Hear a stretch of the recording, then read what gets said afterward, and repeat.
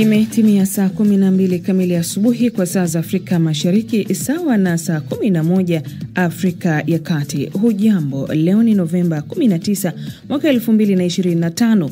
Mimi ni Skola Kisanga na karibu katika Amka na BBC. Katika matangazo ya Amka na BBC asubuhi hii, bunge la Seneti nchini Marekani limepitisha kwa kauli moja muswada unaolazimisha kutolewa kwa nyaraka za idara ya haki kuhusu mhalifu wa ngono Jeffrey Epstein. As far as the Epstein files is, I have nothing to do with Jeffrey Epstein. I threw him out of my club many years ago because I thought he was a sick pervert. But I guess I turned out to be right. Mwili wa Mtanzania Joshua Molel aliuawa na kundi la Hamas. Ubalozi wa Marekani nchini Somalia umesema uwanja wa ndege wa kimataifa wa Kilimanjaro. Na tunaangazia nini hasa kinachochea ongezeko la watu kujiua, ambapo ripoti ya shirika la afya duniani WHO inaonyesha kanda Afrika ina kiwango cha juu zaidi cha watu wanaojitoa uhai. Nikafikiria sasa nitafanzaje, bora hata nikajitoa uhai basi na nikamtoa na mtoto wangu tukaenda sote, kwa sababu sasa hakuna njia nyingine ambayo tutaweza kujisaidia nayo. Hi, welcome.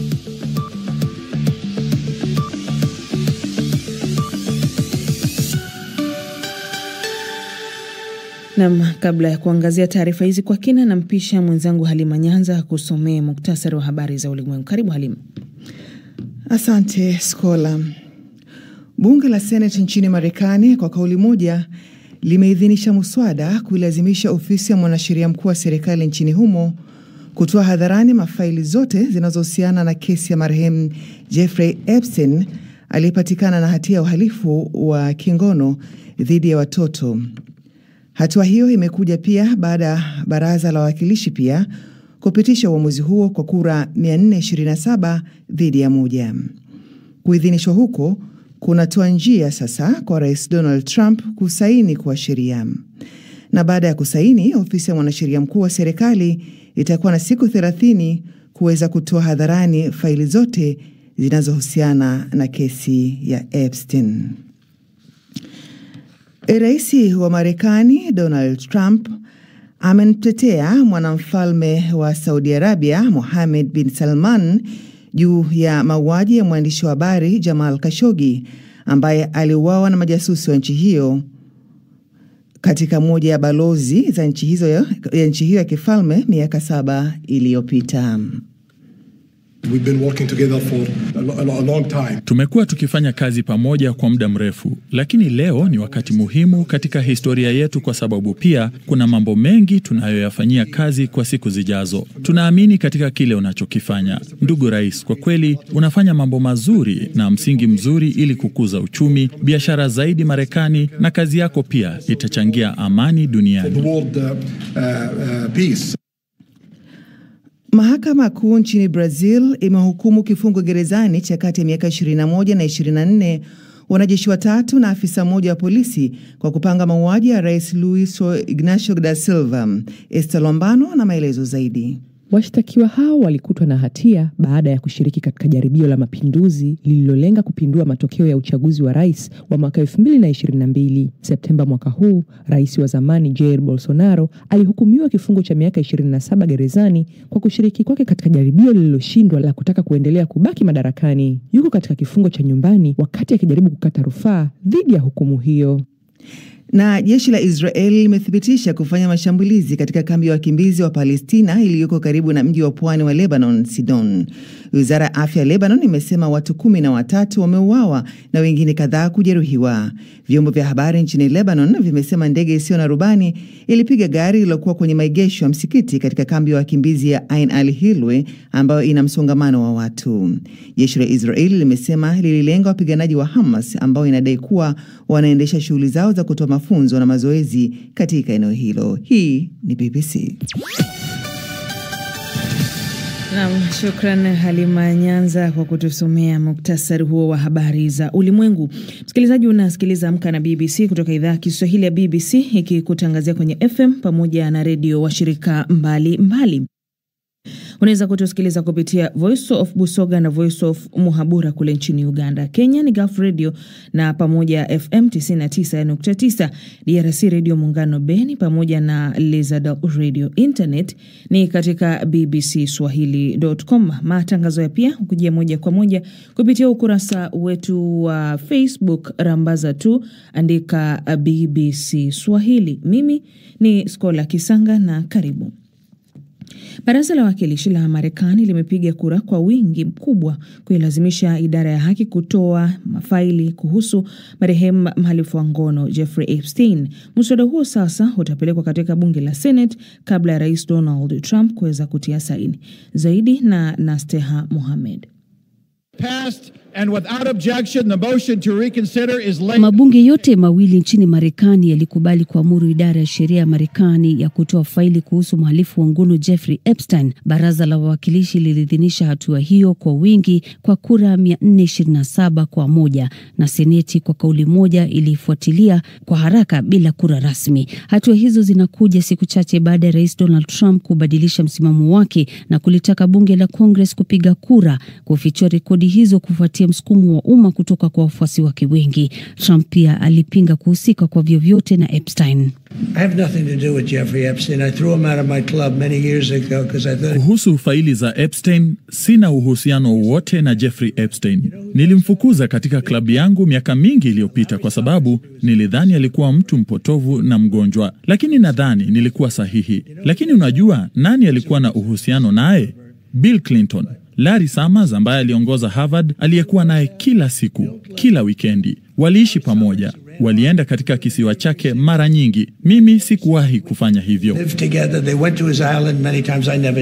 Wiki iliyopita, uhusiano wa Rais Donald Trump na mhalifu huyo uligonga vichwa vya habari kwa zaidi ya ukurasa 20,000, baadhi zikimtaja Rais Trump. Ikulu ya White House ilikanusha makosa yoyote. Mwanachama wa chama cha Republican Clay Higgins wa Louisiana ndiye pekee aliyepinga bunge na alitaja wasiwasi wake kuhusu watu wasio na hatia kuumia na kwa kutolewa kwa habari hiyo. Mswada huo sasa utatoka kwa bunge la Seneti ambapo Rais Trump atatakiwa kutia saini uwe sheria. Hata hivyo, mswada huo haukuhitaji kura ya bunge kwani Trump angeweza kuziweka wazi. Mswada huo unamtaka mwanasheria mkuu Pam Bondi kuachilia rekodi zote zikiwemo mawasiliano na ripoti za uchunguzi zinazohusiana na Epstein pamoja na mwenzake Ghislaine Maxwell kabla ya siku 30 baada ya sheria kutiwa saini. Jeffrey Epstein alipatikana akiwa amefariki katika seli yake mjini New York mwaka 2019 katika kile daktari wa uchunguzi wa maiti alitangaza kuwa alijua. Alikuwa anashikiliwa kwa mashtaka ya ulanguzi wa ngono baada ya hapo awali kuhukumiwa kwa kosa la kuomba huduma za ukahaba kutoka kwa mtoto mwaka 2008. Ni taarifa yake na Steha Mohamed. Mwili wa Mtanzania Joshua Molel aliyeuawa na kundi la Hamas nchini Israel miaka miwili iliyopita unatarajiwa kuwasili leo katika uwanja wa ndege wa kimataifa wa Kilimanjaro KIA kutoka Tel Aviv, Israel. Molel alikuwa nchini humo akifanya mafunzo ya kilimo katika eneo la kusini mwa Israel. Jana ubalozi wa Tanzania nchini Israel uliandaa ibada maalum ya kumwaga marehemu kabla ya safari ya mwili wake kurejeshwa nchini. Israeli imekabidhi jumla ya miili 285 ya Wapalestina kwa upande wa Palestina, ikiwa ni sehemu ya makubaliano yaliyowezesha kupokelewa kwa miili ya mateka 19 wa Israeli waliorejeshwa na Hamas, pamoja na miili ya mateka 3 raia wa kigeni, raia mmoja wa Thailand, mmoja wa Nepal na Mtanzania mmoja. Mwandishi wa BBC Humphrey Mgonja anaripoti. Ubalozi wa Tanzania nchini Israeli umefanya ibada ya kumbukumbu katika mnara wa ukumbusho wa Tel Aviv kumwaga Joshua Molel kabla ya kusafirishwa kwa mwili huo kuletwa Tanzania. Hafla hiyo imehudhuriwa na marafiki, jamaa na balozi wa Tanzania nchini Israeli Alex Kalua. Tuko hapa leo, ni siku muhimu sana. Ni siku ya kutoa heshima zetu kwa kijana wetu Mtanzania Joshua Molel ambaye aliuawa na baadaye mwili wake kuchukuliwa mateka Gaza. Tunamshukuru Mungu, mwili umepatikana, na hii ni jitihada iliyofanywa na serikali yetu ya Jamhuri ya Muungano wa Tanzania pia kwa kushirikiana na serikali ya Israel pamoja na Marekani, ambao walisababisha kuwepo na mkataba wa amani, na kutokana na mkataba wa amani sasa miili imeweza kutafutwa na kaweza kupatikana. Tunashukuru Mungu, leo jioni mwili utasafirishwa kwenda Tanzania.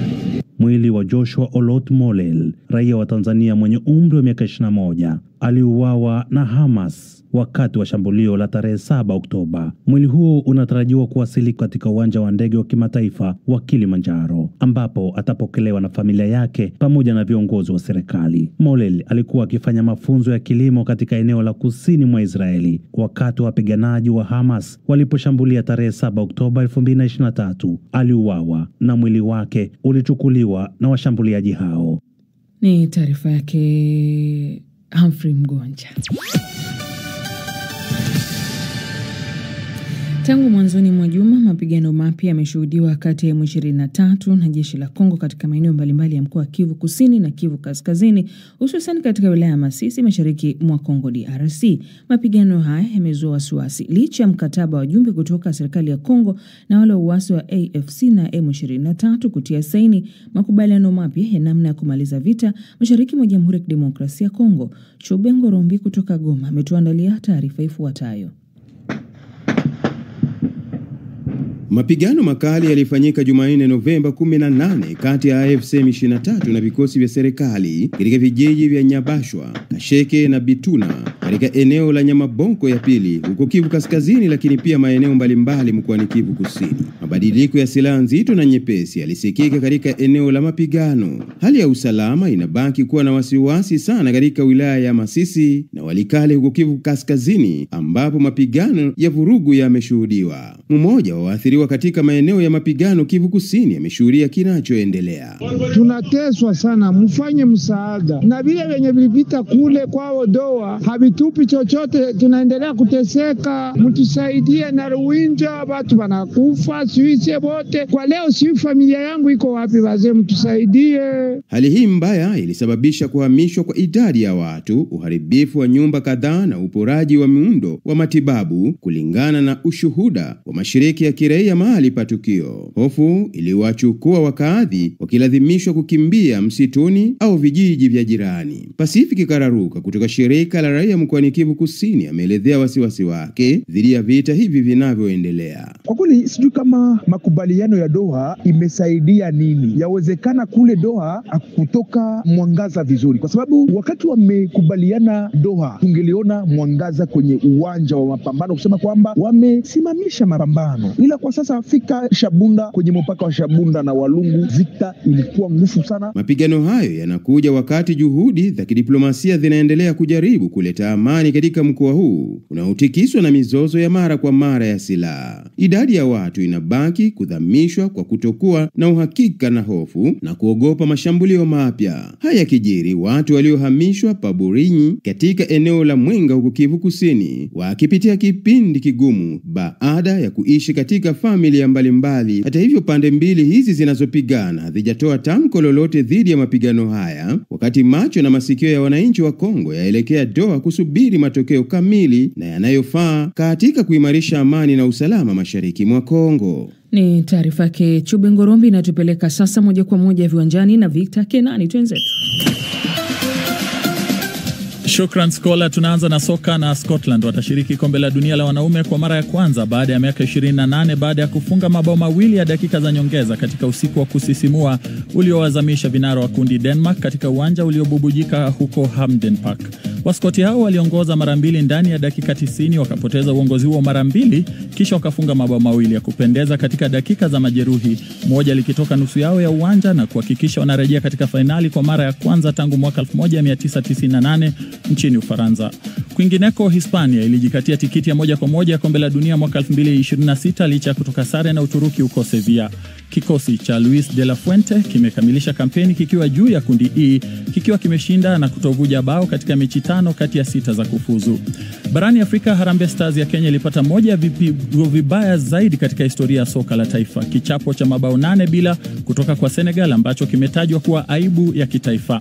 Matokeo hayo mabaya huko Antalya, Uturuki yamesababisha ombi la msamaha wa wazi kutoka kwa rais wa shirikisho la soka la Kenya, Hussein Mohamed, ambaye ameahidi mageuzi makubwa katika usimamizi wa mchezo huo nchini. Tukielekea kwenye tenis, Ubelgiji iliichapa Ufaransa katika mechi ya ufunguzi wa fainali za kombe la Davis, siku ambayo waandaaji walithibitisha kuwa mazungumzo yatafanyika kuhusu mfumo mpya wa mashindano hayo kufuatia kukosekana kwa wachezaji kadhaa nyota. Mchezaji wa daraja la 86 duniani Rafael Collignon alimshangaza Mfaransa nambari 35 duniani Corentin Moutet kwa ushindi wa 2-6-7-5-7-5 katika mchezo wa ufunguzi mjini Bologna. Kwa upande wa raga, Ubelgiji walikosa kufuzu kwa mara ya kwanza kwenye kombe la dunia la raga baada ya kutoka sare ya 13-13 na Samoa ambao walifuzu badala yao. Matokeo hayo yalihakikishia Samoa kilele cha msimamo katika kundi la mwisho la kufuzu kwa michuano ya mwaka 2027 nchini Australia kwa pointi 12. Nitakomea hapo spoti kwa sasa. Shukran Skola.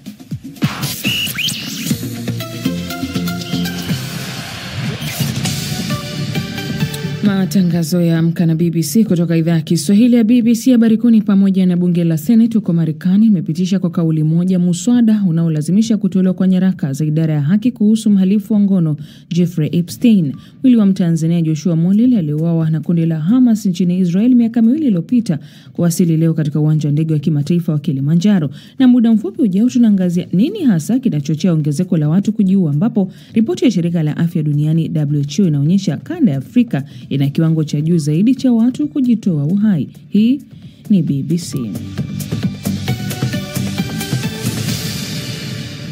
Na imetimia saa 12 na dakika 16 asubuhi Afrika Mashariki, sawa na saa 11 na dakika 16 asubuhi Afrika ya Kati na baadhi ya maeneo ya maziwa makuu. Mimi ni Skola Kisanga. Sasa msikilizaji, leo ni siku ya choo duniani. Wakati dunia ikiadhimisha siku hii, nchini Tanzania mamilioni ya watu bado wanategemea vyoo visivyo salama, ambavyo baadhi vinatiririsha uchafu kwenye makazi, mitaani na hata katika vyanzo vya maji ikiwemo Ziwa Victoria. Lakini sasa teknolojia rahisi imeanza kubadilisha hali hii. Inafahamika kama Pupu Pump, mashine ndogo nafuu inayosafisha vyoo ambavyo vingine havifiki kiurahisi. Mwandishi wa BBC Yusuf Mazimu alisafiri hadi Mwanza kuona jinsi kifaa hiki kinapofanya kazi. Hii ndio Pupu Pump. Ni kifaa kidogo, rahisi, lakini chenye nguvu kubwa. Kwa kutumia lita 3 tu za petroli, kinaweza kunyonya uchafu kwenye shimo la choo lenye kina cha mita hadi 8 ndani ya nusu saa tu. Hapa kaskazini magharibi mwa Tanzania, vyoo kujaa na kufurika ni jambo la kawaida. Vinatiririsha uchafu kwenye nyumba, mitaa na hata katika vyanzo vya maji.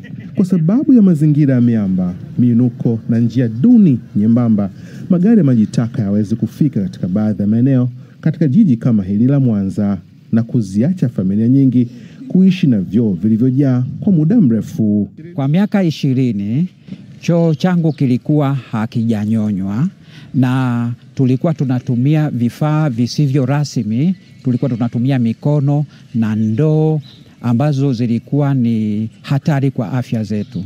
Zamani ilikuwa hali sio nzuri sababu choo yetu ilikuwa imejaa. Mara ya kwanza tukafuata gari tulipopata gari kashindikana, tukaambiwa 200,000. Haikuwezekana. Sasa kaji tukenyewe kadogo, sisi wenyewe tukawa tumekadharau. Ila kukadharau kalifanya kazi ndogo sana hapa. Kakanyonya afya zetu tukawa nzuri pamoja na watoto wetu. Pupu Pump hufanya kazi kama mashine ya kuvuta hewa ambayo inanyonya tope la choo kwa usalama hadi kwenye tanki dogo. Inaweza kutoa uchafu kwenye vyoo vya shimo na hata vyoo vya kisasa. Ubunifu mdogo na rahisi unaleta matokeo chanya hapa. Pupu Pump inanyonya maji taka, lakini pia kusaidia jamii ya hapa kuwa salama. Hata vyoo ambavyo kwa miongo havijaweza kunyonywa maji taka, hii leo ni salama kwa matumizi. Zaidi ya nyumba binafsi, Pupu Pump pia inalinda Ziwa Victoria, rasilimali muhimu kabisa inayotumika na watu zaidi ya milioni 40 Afrika Mashariki. Kwa majina anaitwa Meshaki Metusela, ni meneja katika mamlaka hii ya maji mjini Magu. Maji haya yote machafu yalikuwa yakielekea ziwani, basi kumekuwa na ulinzi mzuri, kwa maana kwamba sisi haya maji machafu tunayachukua na kuna mfumo rasmi ya kuyatibu na baadaye kuyarejesha ziwani yakiwa katika hali njema, na hivyo kumekuwa na usalama kwa viumbe vilivyokuwa vinaishi majini, lakini hata sisi binadamu ambao tunatumia hayo maji kila siku. Teknolojia hii inaungwa mkono na mamlaka za ndani na kuna mipango ya kuisogeza karibu kabisa hadi katika miji mingine nchini Tanzania. Yusuf Mazim, BBC, Mwanza. Makala hii imetengenezwa kwa ufadhili wa taasisi ya Bill na Melinda Gates. Na taarifa yake Yusuf Mazimu. Takwimu za hivi karibuni zinaonyesha wasiwasi mkubwa wa afya ya umma kuhusu visa vya watu kujiua jijini Nairobi na kote nchini Kenya, hasa miongoni mwa vijana. Wataalamu wa afya wanaangazia hii kama ishara ya onyo na inahitaji hatua za haraka ili kuboresha huduma hasa za afya ya akili. Ukosefu wa ajira, madeni, matatizo ya mahusiano, migogoro ya familia vinatajwa kuwa miongoni mwa sababu kubwa. Kwa mujibu wa shirika la afya duniani WHO, kanda Afrika ina kiwango cha juu zaidi cha watu wanaojiua kwa viwango vya umri duniani, huku nchi 6 kati ya 10 zenye viwango vya juu zaidi duniani zikiwa kutoka barani humo, ikiwemo Lesotho, Eswatini na Afrika Kusini. Sasa nimezungumza na mtaalamu wa saikolojia Siegfried Mbuya kutoka Tanzania, lakini pamoja na Hilda Ajema ambaye aliwahi kujaribu kujiua mara 3 kutoka kule nchini Kenya, na hapa anaanza kueleza yale yaliokuwa yakimsibu. Wakati fulani hapo nyuma kidogo nilianza kuugua, kapatikana kwamba nipo na shida ya figo. Matibabu yake ilikuwa ya gharama kidogo, na ile mapato yalivyo Kenya kwa sasa, maisha si rahisi vile, na kazi pia sikuwa nayo ambayo ilikuwa inanilipa vizuri. Sasa hayo mawazo kwamba nahitaji kujiweka katika matibabu, alafu pia familia yangu inanitegemea, ikawa ni ngumu kidogo, ndio maana nikafikiria hivyo kujitoa uhai. Na mpole sana, utakuja kutuambia ilikuwa vipi mpaka ukatoka huko, na leo hii tunazungumza na wewe. Labda Mbuya, nije kwako. Umeweza kumsikia hapo Hilda akielezea kwa kifupi tu vitu ambavyo alikuwa akipitia, ikiwemo ni changamoto ya kimatibabu, akiona siwezi kupata hizi gharama kiasi fulani, bora tu nijitoe uhai. Nini hasa ambacho kwanza kinamfanya mtu ama kinakuwa kiko nyuma ya kumsukuma mtu aweze kufikiria kujitoa uhai? Badiliko la tabia ambalo linapelekea hatimaye mtu kujitoa uhai kiurahisi kabisa, kwa lugha ambayo mtu ataelewa, ni kwamba pale ambapo tegemeo au matazamio yanapingana na uhalisia ndiko tatizo linakoanzia. Mathalan, mtu anategemea ama kuoa au kuolewa alafu haiwezekani, au mtu anategemea kupata kazi na ajira nzuri kutokana na elimu aliyopata au hapati. Lakini pia pale ambapo mtu anategemea kupata msaada katika jamii alimokulia, kwa maana ya labda ana tatizo la ugonjwa, ana tatizo la aina yote binafsi, alafu linakosa kupatiwa msaada, ndiko mtu ambapo akili inatibuka na tabia inatibuka, na hatimaye mtu anatamania maisha ya pili ambayo tunasema mtu anatamani kujua. Hilda, kwako ilikuwaje? Ulifikia hiyo hatua ya kutaka kujitoa uhai, lakini mtu anatamani kujua sasa ulipita wapi na wapi, na ikaweza vipi kukusaidia na wewe kuweza kuondokana na yale mawazo ambayo ulikuwa ukiyafikiria? Mawazo ya kujiua hayakuji siku moja, si kwamba leo nikaamka nikafikiri kujitoa uhai. Mawazo ya kujiua yanaanza na vile tu msaikolojia amesema ni hatua baada ya hatua. Unafikiria kwamba labda, kwa mfano mimi nafikiria kwamba sasa nipo mgonjwa, baba aliaga, nipo na mama tu, mama hana kazi, naye ndio huyo ndio mgonjwa, ndio mimi ananitegemea, familia nzima inanitegemea, alafu ndio hivyo kazi haiko sawa. Sasa ni mawazo ambayo yanakuwa kwa muda, si ni kwamba nitaamka leo nikasema nitaka kujiua. Unafikiria sasa inafika mahali unajiambia sasa nitafanya nini sasa. Ndio inafikia mahali. Sasa hivyo ndivyo mimi nilivyokuwa. Na hivi ndivyo pia nina mtoto, huyu mtoto anataka malisho, anataka kulindwa vizuri, pia hali ya mapato ndio hivyo ngumu. Bado nikafikiria sasa nitafanzaje, bora hata nikajitoa uhai basi, na nikamtoa na mtoto wangu tukaenda sote, kwa sababu sasa hakuna njia nyingine ambayo tutaweza kujisaidia nayo. Sasa ndio hivyo nikafikiria kujitoa uhai. Ulitokaje sasa? Kwenye kutoka huko nilimfikiria mtoto wangu haswa na mama wangu kabisa. Nikafikiria sasa hata nikajitoa uhai leo, huyu mtoto ninayemwacha, maana wakati huo alikuwa mchanga, itakuwaje?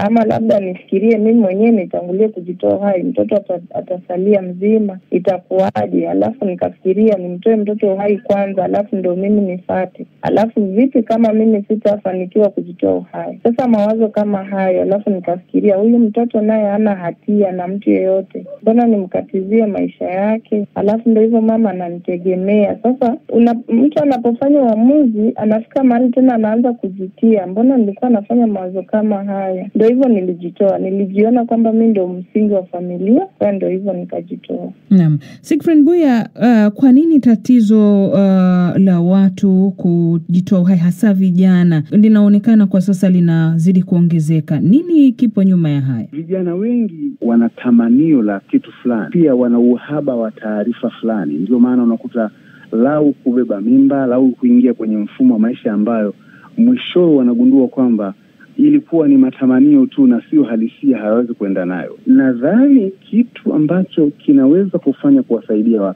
vijana, ambao hatutamaliza kabisa lakini tutapunguza, ni kwamba hata mzazi anapoingia kuzaa mtoto katika ulimwengu wa leo, waangalie mazingira yake kiuhalisia, idadi ya watoto, njia za kiuchumi za kujikimu yeye na atakao waleta, na kuona tunaweza kupunguza kwa namna gani, kwa sababu tusipokuwa na idadi ndogo ya watoto ambayo tunaweza kuwalelea na kuwasaidia kukua kihisia, kujitambua kihisia na kutambua kwamba kuna 1, 2, 3 na kuwaandaa katika zama ambazo zinakuja ambazo huenda zikawa na changamoto kubwa, tatizo litaongezeka sana. Na shukuru walivyosema huyo kwamba kuna watu wana bahati katika hao wanaotaka kujiua, kuna watu wanapata bahati ya kujichungua, tunasema introspection, ambao anaingia ndani, anajiuliza na tathmini kwamba nikiondoka itakuwaje, itakuwa nimesaidia au kuongeza tatizo. Sasa kuna wale ambao wana mhemko ambao akiwaza hana nafasi ya kuwazua, na hivyo anachukua maamuzi, na hii inapelekea kuongeza idadi kubwa sana ya